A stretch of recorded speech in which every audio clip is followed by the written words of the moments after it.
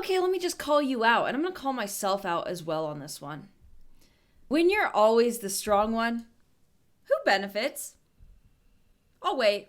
Or no, I won't. Not you. Not you. Usually. And I know a lot of men, they're strong for their family. They're strong for people who care about them. They're strong for everyone that actually reciprocates. Great, wonderful. And yes, being strong sometimes does benefit you. But what I'm starting to consistently see in myself and other people in general, mostly men, is you're strong, but you don't actually benefit. Instead, you get hurt by it. Your strength becomes that thing that people gravitate towards. And I mean, there's so many different people out there who do different things. They cope in different ways. They get things from different people in different ways. And one thing I am noticing that I never noticed before is some people will extract from you by just avoiding the situation. So there's a task that needs to be done, okay? They find a way to disappear. They're not around. Or maybe I'll get to it, I'll do it, but they don't actually do it. We probably all know a coworker like this, right? And then what ends up happening, it's yours. It becomes your load. You have to do it because it has to get done. And for a lot of men, they're proud of their competence. And you should be. You're great. You're wonderful.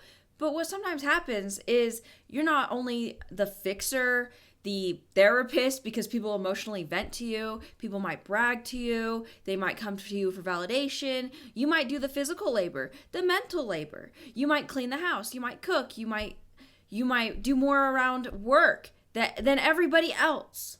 And you know deep down that nobody else is pulling their weight. And sometimes these people might pretend that they're not capable or they're trying their best when reality is they're really not doing anything.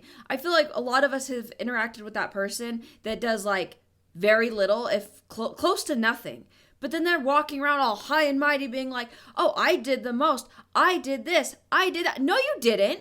It was you. It was me. It was somebody else. And this is what I'm getting at is sometimes when you're the strong one, it's like those people that use others are just like, they smell you. They gravitate towards you. And yes, sometimes these people genuinely respect you because you're very competent. Yes, it's great. And it feels good to be needed and wanted. But at the end of the day, you end up getting burned at times. And that's why it's so important, because if you don't set boundaries and actually enforce them, these people will keep stomping all over you. It's like during a negotiation or something, like maybe for a business transaction or a house deal or whatever, where it's like, hey, will you take this much? Oh, yeah, I could do that. And then all of a sudden they drop it more. Can you take this much? And you're like, well, I already agreed to the other one. Yeah, okay, I guess I'll take it. Oh, okay, this guy I think I can push him a little bit harder. Can you take this much? Are you serious? I guess. Okay, can you take this? Can I just have it for free? And then you're just sitting there like, you got ripped off. Because takers don't have boundaries. They'll just keep going. They'll keep going until you have nothing left. They're not thinking about your well-being. They're not thinking about how it affects you long term. That's why it's so important to stick to your boundaries. And if you've been burned many times before, so have I. It happens. But it's important to go forward and be a little bit more careful. Give them a little bit. See if they reciprocate. They don't reciprocate, no more. You're done. And then you just lost the little bit you gave them initially.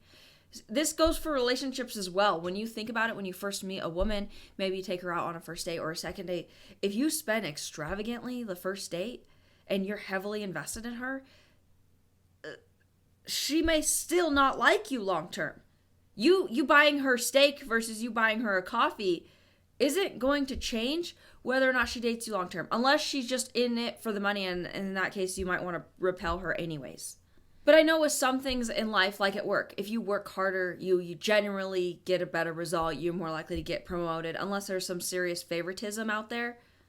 But usually you know what kind of rough result you're going to get. Whereas relationships, it doesn't quite work like that. You can give somebody everything. At the end of the day, you're still the one getting cut off. You're the one being disrespected. So that's something to keep in mind, that sometimes giving more doesn't necessarily change the outcome.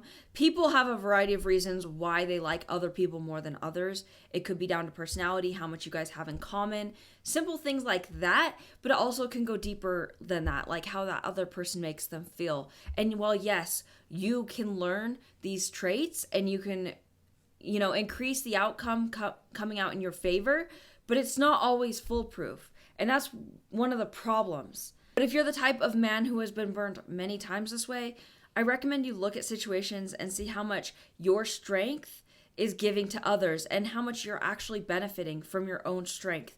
Because it's something I've noticed over time is I could do everything and try to give the best result and not get anything back. And then once you start using your own energy and your own strength into yourself, massive results happen. Sorry, my tripod thing is a disaster right now. It keeps slipping and then going sideways. So if you notice the camera, I'm sorry about that. This video is probably a little messed up. But yeah, if you notice this, check how much people are reciprocating, because I see it happen way too often, and it's absolutely heartbreaking.